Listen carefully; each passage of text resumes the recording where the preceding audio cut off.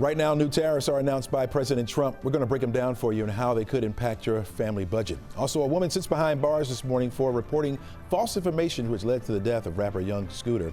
We're going to bring in a top defense attorney to discuss that case. And what happens to a state worker when they're injured on the job? We'll look ahead to our investigation. This is The Take. Let's go.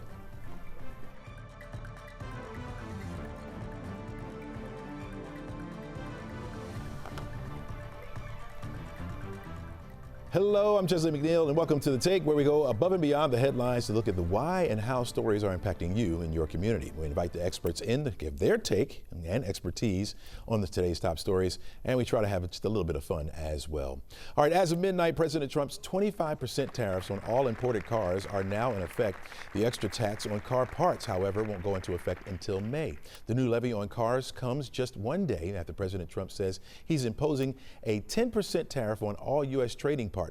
He could also add on higher duties to a dozen of other countries, which he calls the worst offenders of trade imbalances. For years, hardworking American citizens were forced to sit on the sidelines as other nations got rich and powerful, much of it at our expense. But now it's our turn to prosper. He says this will be the biggest reorganization of global trade relations since World War II. And since while the tariffs will encourage more American-made goods to be purchased, some economists worry it will also hit American economy since so many parts along U.S. assembly lines are imported. Democrats agree that the impact on families is just not worth it. Georgia Senator Raphael Warnock says, quote, "It's baffling that in a time when the cost of living is already too high, the president would put in place policies that will surely make everyday goods more expensive." Here now with more on the local impacts is Professor Sina Gallara with Georgia State School of Business. Welcome to the show, Professor Gallara. Hi, everyone. Good morning. All right. Walk me through the tariffs, right? These new round of tariffs, and how would we immediately see them? How would we immediately see the effects of them? Well, the phrase that comes to my mind a lot is Tariff-mageddon. We just got a lot of tariffs on a lot of countries, massive amounts. China, for example, already had 25%, and they got another 34%, so 59%. And these are pretty unprecedented. You call it Tariff-mageddon. I mean, that sounds really bad, Professor. Have you ever seen this kind of activity before when it comes to tariffs? No, this is unprecedented. I mean, you probably have to go back, more than 100 years to see something like this. We've had pretty high tariff periods, but not for a very, very long time. And on whether it's good or bad, you basically are looking at a lot of products getting expensive really quickly, and inflationary pressures, and it might actually even lead to some recession fears, just because many domestic operations also depend on foreign parts and imports and inputs. So once all those are more expensive, in a short amount of time, there's nothing you can do other than passing some of those costs to consumer and also cutting back on your production as the consumer also gets tapped out and they'll be consuming less. Obviously, I'm guessing that you had to change the way you've been teaching this to your students in class. What have you been telling them, and what has been their reaction to it? Well, in general, we discuss that friction in global trade basically makes everyone poorer. Trade, essentially, if it's voluntary, it means I get something that I value more than the money I pay for it. Otherwise, why would I do it? So both parts of a trade are beneficiaries, and otherwise, why would they engage in it, right? Mm-hmm. So it's a lot less of an extractive relationship, and it's more of a win-win relationship. That typically I covered this concept in the first session, and a lot of students come back to me and said this completely changed the way we look at exchange relationships. Mm-hmm. It's even though you're giving up some money to get a product, but overall you're getting more back. So everyone would be happier after that relationship. So it is the way you're saying it is a win-win, or it can be a win-win scenario, right? I mean, it's not always it's not always win-win, but it can be a win-win scenario. Yeah. So it's not like every trade relationship is positive. Sometimes you might make mistakes here and there, but overall, the idea that we are able to focus on what we can do best and then leave what other countries can do best to them and then import their excess products, that's what has been driving global economy to grow. Okay, well, I hope it gets better. I hope it gets better. We're going to check back in with you as these tariffs begin to play out, and we appreciate your expertise. Looking forward. All right, Thank Professor you. Galara with Georgia State. Thanks a lot. All right, we're going to have more on the president's tariff announcement in just a few minutes with a live report from Washington, D.C. Violent storms cut through a wide swath of the South and Midwest, spawning tornadoes and killing at least 3 people, knocking down power lines and trees and ripping off roofs from homes. The Storm Prediction Center says that more than 90 million people at some risk of the severe weather, stretching from Texas to Minnesota and Maine. This morning, more than 330,000 customers across 8 states are still without power. All right, let's take a look at our 7-day forecast for today, and we don't have anything like that, even though it appears that severe weather is right there on our back doorstep. It's not going to make it into our area thanks to high pressure that's keeping it out, or at least at bay. We do have the clouds in place, so we have some low-level moisture around, but not a whole lot of rain coming out of those clouds. We'll only have about a 20% chance. That'll be on Friday. We'll catch a break on Saturday, and then a better chance for rain comes to us by Sunday. That's when a front will come through and bring those changes. Storms first, and then temperatures will start to cool down. So we go from the upper 80s Friday and Saturday down to the 70s on Sunday. Again, there could be some strong to severe thunderstorms. We'll keep you updated on that.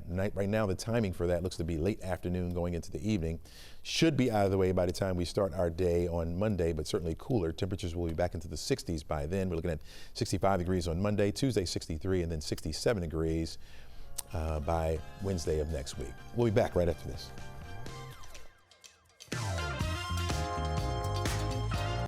All right, as we stated at the top of the show, President Trump has put in new taxes on imported goods, and this latest move from the White House has surprised economists and investors around the world. Joining us now is NBC Washington correspondent Alice Barr. And Alice, we're seeing the markets really take a tumble now this morning. How much more of an immediate fallout is expected from this? Yeah, I think, Chesley, that depends a lot, of course, on what happens next. And part of what we're watching is the way that other countries are going to respond, which could certainly escalate this trade war. Then will the Trump administration come back again? We heard from Scott Bessent, the Treasury Secretary, warnings not to do that, telling other countries, kind of take this and accept it and don't escalate, because then it might go both ways. We've heard from some top allies, the European Union, Canada, China, which is not necessarily an ally, but certainly a top trading partner, all talking about the possibility that they're going to push back. And so we have to see how that all spins out from here. I think there's also the possibility that some of these other countries' leaders are going to go to President Trump and the administration and sort of start to negotiate, and maybe some of these very high tariffs that they're looking at right now may start to evaporate, and that could influence the reactions from here as well. Yeah, certainly that's the hope. Do you know how the White House came up with these tariff numbers, Alice? That is $1 million question, because they're not necessarily dollar for dollar matching what foreign countries charge against imports from the U.S. The chart that President Trump read off of as he was listing each of these new tariffs, it said that these new numbers include currency manipulation and trade barriers on top of actual tariffs that are imposed. So that could be things, trade barriers like regulations that make it tougher for American products to enter those markets. But it's not entirely clear how they arrived at those specific numbers that then they cut in half for what they're imposing onto these trading partners. Gotcha. Some new tariffs kick in today. Do you know which ones those are? Yeah, so that's the auto tariffs that we've been talking about for a little while, 25% tariffs on all foreign cars.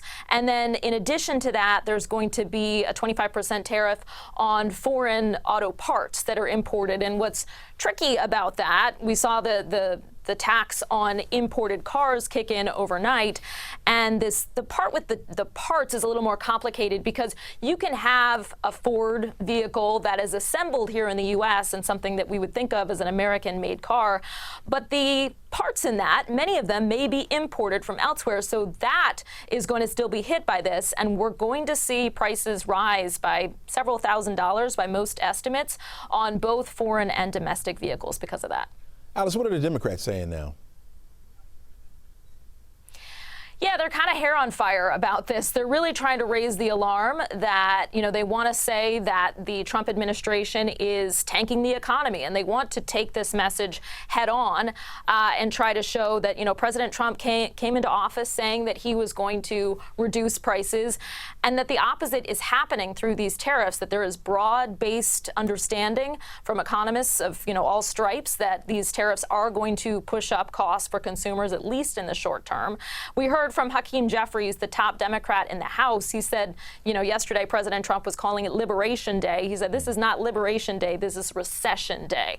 So that is the message they're trying to hammer, and to make President Trump own this economy and to frame it in a way that it's not going the direction he promised. Alice, we understand you talked to a small business owner. It said as much as he'd like to, realistically, he just can't produce some products, right?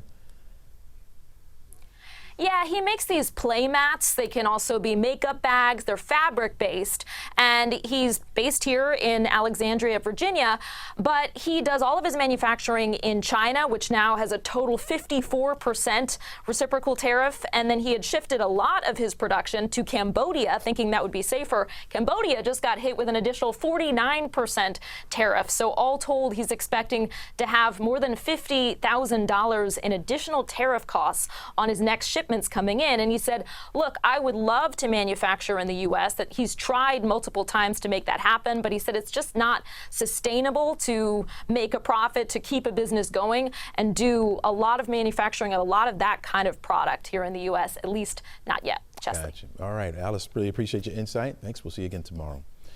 All right, the woman accused of making a fake 911 call before the death of rapper Young Scooter has been granted a $7,500 bond. Right now, Demetra Spence remains behind bars in a Fulton County jail. In addition to the bond, the judge ordered Spence to stay away from the scene and witnesses. Atlanta police say they just could not confirm the reports made on the 911 call. Spence was arrested after being identified as the 911 caller. The caller claimed that there were armed men at the home in Lakewood Heights, and say she saw a naked woman being dragged inside. The Fulton County medical examiner says young Scooter's, whose real name is Kenneth Bailey, died from an injury to his leg, which likely he got from trying to jump a fence. Bailey's family released a statement saying, in part, young Scooter was more than just a hip hop artist. He was a phenomenal father and mentor to a lot of Atlanta's youth. Here now to examine the case is former Fulton County prosecutor Daryl Cohen. He's also he's currently a criminal defense attorney. Welcome back to the show, Daryl. Good morning. Thanks so much. How are you? I'm doing pretty good. Give us your initial take on this bizarre case. It is so bizarre that it's unthinkable, but I want you to be aware that I also was a victim of swatting after I did a piece for you guys. So I'm well familiar with it. What happens? Somebody makes a call, says there's a terrible crime taking place at this particular address. The police normally respond in force, because if it's that bad, they're going to be there in force to try and stop it. And what happens? Here, the police arrived. Two gentlemen left through the back door and ran. Why they ran, we may never know. But as a result of them running, we have one person deceased because he ran, he hurt himself or cut his foot, cut his leg on a fence, and he died. This is what makes it terrible. Not the fact that there's a phone call, who cares, no big deal. But when that phone call turns into a law enforcement presence, when that phone call turns into someone or some people in this case running, some people can get hurt, they can get murdered, they can get killed, and in this case, someone was obviously killed as a result of that swatting call. And by the way, it's not only a felony in Georgia, it is also a felony in the United States. There's a federal law about swatting as well. How severe can the penalties be with this? They can be several years in prison. Wow. And I think what happens is most people who make these calls don't think about it. It's just, I'm going to get even, I'm mad, I'm unhappy, whatever it may be. And they don't think about tomorrow and tomorrow's tomorrow. It's the law of unintended consequences. And as a result of that, they get arrested, they get indicted, they get prosecuted, and at some point they enter a plea of guilty, or they are going for a trial by jury, and in all likelihood they'll be found guilty, and then they're looking at incarceration. So tell us, if you were the prosecution on this case, how would you approach it? I would, one, look at the victim, he's dead. Mm-hmm. I would, two, look at the defendant and see, does she have a previous record? Is she 19, 20, 25, 40, whatever it may be? Does she have a record of doing anything else? If this is what I call an OTO, or one time only, I would prosecute her and probably recommend a little bit of jail time, a month, 2 months, 3 months, and that's it.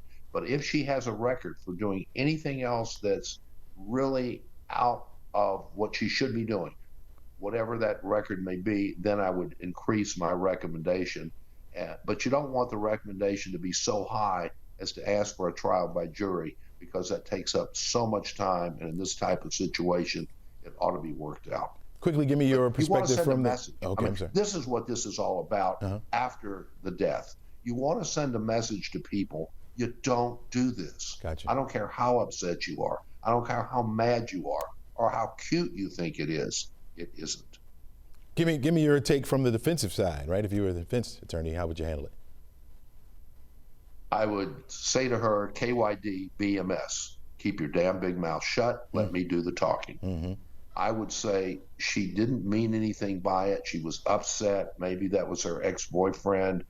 Maybe she just was unhappy. She didn't mean for anything bad to happen. She wanted to teach them a lesson. So let's mitigate it. And I would bring it down. I would have people in her behalf testifying if necessary, providing statements otherwise, saying she's a good person. She just made a mistake. Mm-hmm. Gotcha. All right. So I'd minimize it. Gotcha. Attorney Darrell Cohen, thanks for joining us, giving us that insight. Really appreciate it. Thanks for being here. Take care. Thanks for letting me be here. All right, a balloon release will be held later for a young Scooter. It will be at the Bessie Braham Park. It'll be from 6 o'clock until 8 o'clock tonight. We got plenty more stories for you. This is The Take on 11Alive Plus. We'll be back right after this.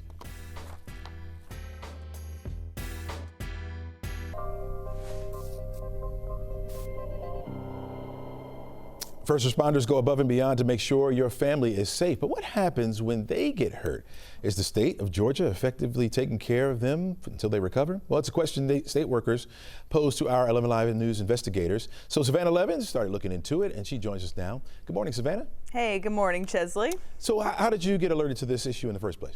Yeah, good question. So we had several first responders reach out to us over the past several months who live in the metro area, and they said that they were injured on the job, but after that they felt like the state of Georgia just left them high and dry. Well, that's because workers' comp for state workers only covers 2/3 of their paychecks. Now that is untaxed, but for first responders who make obviously very little to begin with, it's just often not enough to live on. I spoke with a former DNR worker named Kimberly Vanderwalker. She was injured in an ATV rollover accident while fighting wildfires in North Georgia back in 2016. Gisli, I don't know if you remember those. They were a very big deal. Her workers' comp checks were only a few $100s a week during her recovery. She ended up having to move into a friend's basement. She had to sell her car and spend all of her savings just to pay her medical bills. When your house is on fire or being threatened, by a wildfire, don't you want to know that somebody's coming? But then when they get hurt, nobody's there to help put Humpty Dumpty back together. So we thought there's got to be something missing here, right? So we did some digging and we found that there is something called the State Indemnification Fund. Now this fund has money in it specifically to help first responders injured on the job. But Chesley, you have to A, know about it, and B, submit an application. And it turns out state agencies rarely, if at all, alert their injured employees about this fund's existence. Many seemingly at the top just weren't even aware of it. So state senators Emmanuel Jones and Brian Strickland introduced a bill that would automate access to these funds specifically for law enforcement injured in the line of duty. What I sought out to do from the very beginning was to make these funds automatic, where if an officer was injured and was receiving these workers' comp benefits, then that fund should automatically kick in and provide those additional dollars. If they know on the front end that if something happens to them, we're not going to take care of them, why would they ever want to go work as a first responder? So, Savannah, it sounds like that bill is for law enforcement specifically. What about first responders? Yeah, that's a really good question, Chesley. They would still have to submit an application. They do still qualify for the money, though, and that money is there. Nearly $2 million was deposited into the fund just this year, and that's why the awareness portion is still really key. All right, so tomorrow is the last day of legislation session. Has the bill been passed yet? Another great question. So the initial Senate bill they introduced, no. But as of this morning, Chesley, there is an update. It turns out they were able to tack that on, those changes, to a similar House bill, which just passed the Senate with unanimous support. So now it basically goes back to the House for them to approve those additions. I spoke with Senator Jones on the phone last night. He told me that this bill has the full support of the governor. So it's actually looking like this may become law, Chesley. Oh, sounds good right there. Okay, if the bill had such widespread support, why is it taking so long to get there? Yeah, you know, you would think if it has unilateral bipartisan support, it would have happened sooner. And here's what Senator Strickland said when I asked him that very same question. It's going to take some work to get it done this session. There's a lot of bills moving. This is one of those, sometimes the bill that everybody's for can be harder to get attention on. But again, it looks like in these final hours here, this might very well get done, meaning law enforcement injured in the line of duty would automatically get access to these funds that are available. And the money is also still available, again, for other first responders who are injured if they apply for it. But the fact stands that just too few people know about it, Chesley. So increasing that awareness is also what we're really hoping to do with this investigation. Savannah Levin's always doing good work and discovering new things and giving us all the insight. Really appreciate you being here, and good stuff. Yeah, thank you. All right. So if you want to check out Savannah's report, she breaks it all down for you, and what's the cause and the disconnect, who's qualified for that money, and much, much more tonight right here on 11 Live News and 11 Live Plus. You can check it out. Make sure you check out her report. Hey, don't go anywhere. My final take is coming up right after the break. We are looking at temperatures approaching the 90 degree mark rather for today, tomorrow, and Saturday as well. It's going to be hot around here, folks. Not a whole lot of sun. We'll see the sun mixing with clouds at times. Small threats for rain over the next 3 days, but by the time we get to Sunday, that's when that rain chance will go up. 70% chance for showers and thunderstorms in the area. That'll be late Sunday afternoon going into the evening. And behind that front, temperatures will cool back down into the 60s as we start the work week next week. All right, before we go, my final take. You know, brick and mortar stores closing is nothing new these days, right? But the latest one on the list has me a little bit concerned. Advance Auto Parts has planned to close over 700 stores and 4 distribution centers by this summer. The retailer is not completely going away. It says it's just retooling its retail strategy. In other words, can't compete with internet sales, right? Parts are just cheaper online. That's the way it works, right? But it makes me feel like we're becoming less handy. I guess the better the technology, the less we have to do. Makes me sad, you know? This could be the end of fathers and sons changing oil or changing tires on cars together, right? Replacing windshield wiper blades or adjusting brakes. You know, sitting down, changing the screen protector on your phone just doesn't seem to have the same feel to it. It doesn't strike up the same kind of conversation you have working on a car. Just call me old-fashioned, right? I remember the day. Have a great day, folks. Remember to encourage one another today.